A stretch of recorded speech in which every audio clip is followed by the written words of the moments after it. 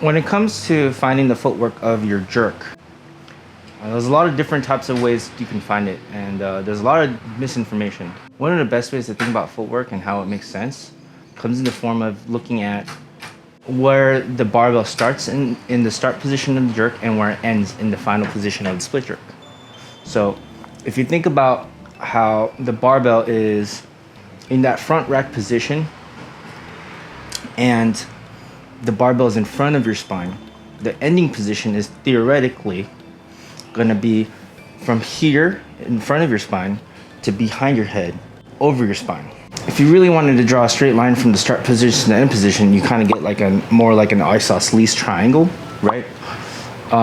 In terms of a bar path. So what you want to think about is how the footwork would mimic that. When you look at the footwork and how it's drawn out, it won't make a whole lot of sense off the bat, but once you start getting used to it in terms of how theoretically we think about the biomechanics of the jerk, you're gonna see how conceptualizing it at an exaggerated level will help achieve the goal that you want.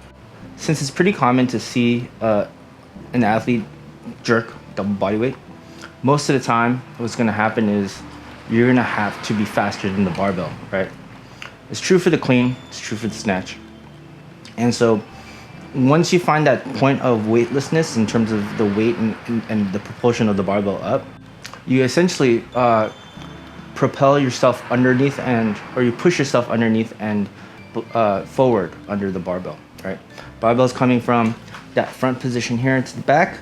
At the same time, you're stepping underneath it or through it, like kind of similar to a lunge, but not really. You don't want to actually lunge. A lot of the metaphors that I like to use is kind of thinking about if you were skating, if you're a skater, or if you've ever been on a scooter, then when you kick and push, you're pushing yourself forward with the skateboard or scooter, but you want to move fast like a snake, right? Because when a snake attacks, they don't necessarily go from a position of here and then they lunge at their aggressor. They kind of slide, right? So you want to think about the same thing. You want to slide your feet, and you want to think about pushing yourself underneath and below the barbell. To find a footwork, it's a little convoluted, but it works. One thing a caveat you want to think about is it's not a perfect science in terms of how the footwork is done, but it's a start. It's a start for everybody. So you got to start with the starting position. So first step is to draw a line straight through the middle, across. And so this is going to be basically your reference point, right? If you're starting, you're cleaning the bar, you're standing up, you're here. This is now the start position for the jerk. To find your start position for the jerk, it's normally going to be with your feet underneath your hips. Same position as if you were to box jump. It's the same position if you were to snatch and clean. That's your start position, wherever you're comfortable. Remember that the jerk dip is not a squat, so you should not see your chest or torso drop. What it really happens is it should be up and down like this, right? Kind of like an Oompa Loompa.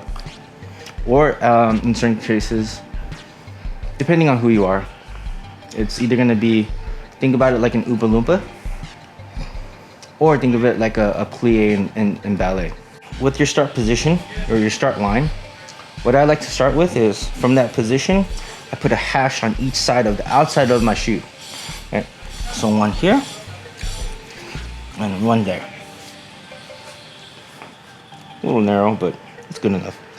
The reason why is whenever you do the footwork and you learn to do it first, what's gonna happen is you're not gonna know where you started, right? And the second reason why is the start position is gonna be in hip width. That receiving position in your jerk should actually be squat width, right? So if you think about what squat width is for most of us, it's usually shoulder width or just outside our hips. So for me, this is my start position. But if I were to squat, I'd be here, a lot wider. So the same idea comes here. So this is my start position, and then I come out here to my squat position, right, for my jerk work. So my power foot if you don't know which foot it is, it's your power foot should be. There's a lot of school of thought when it comes, different schools of thought when it comes to which foot goes forward, but they always say, we always use the push method, right? Your stronger foot is going to be the foot that comes forward. The reason being is because you're catching yourself, right? You're catching yourself from falling forward.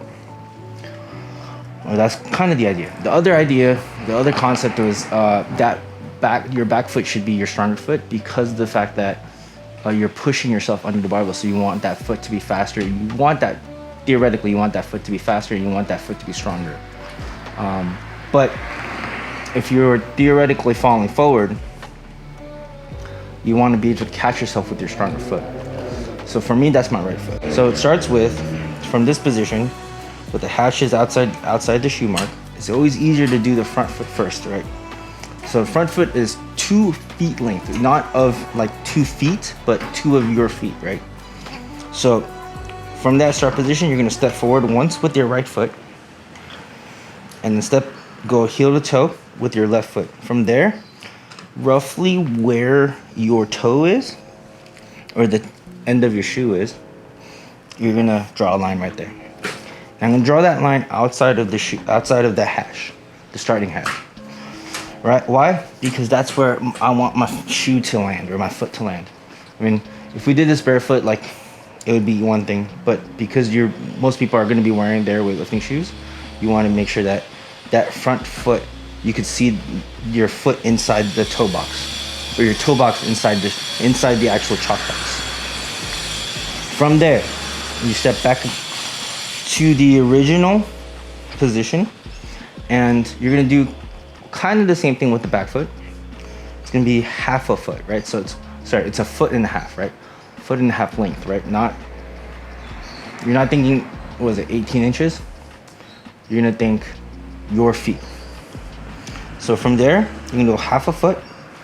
So in this case, when you're right-handed and balance is hard, what I go for is I go half a foot distance of your shoe, not your actual feet.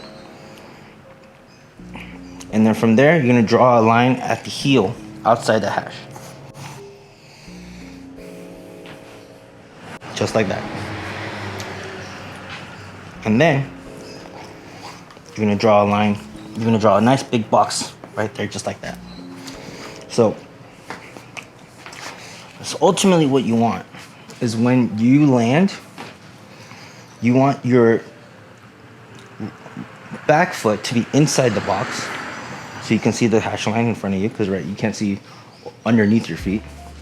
So you're gonna be there, and this is the front foot should be inside that front box. Now, this should be relatively comfortable if you're pretty well proportioned. But ultimately, what you're looking for is your front knee above your front ankle, and then the hip is kind of relatively above the back knee. So you're nice and even, balanced off of the front foot. What I like to think about is I'm pushing off of the ball of my foot and the back foot, and I'm pushing off of the front heel, or front heel. I'm pushing off of that front heel. So, and if I push equally, I'll be nice and comfortable to be able to stand here in this position every time, right? So this is idealistically where we want our jerk footwork to be. This is a little wide for me. So this forces me to go a little lower. But it's up to you and what you're comfortable with your mobility. One thing you don't want is for your back leg to be straight and your knee like flat. The reason why is if you do not have the ability to bend that back knee in the jerk position, you won't be allowed to stabilize without a soft knee. One thing you want to always remember is that you want to always recover with that front foot first, right? So it doesn't matter how long it takes, how many steps it takes, usually just one and one, right? So from this position, let's say I split, when I step into it, what I'm gonna always do is I'm gonna go back foot first. The idea is that you want that back foot to land first so that it propels you forward. With some athletes, you'll see their back foot actually land first. Most of the time, you kind of just want to make sure that they land at the same time. when your front foot lands first, that barbell is always going to be coming forward, or it will always be forward, and you'll end up pressing out that barbell, which we don't want. From this position, we're going to step back into our back foot, and then we're going to step forward into our right foot, or step forward into our front foot. A lot of people always ask me, oh, do I need to make sure my knees, my feet are turned in? You do not have to worry about that. When you recover, always focus on recovering with that front foot first, back foot. If you do it right, you should be roughly right where the line is. Just like that. More energy, more footwork, more footwork, more footwork, more passion, more energy.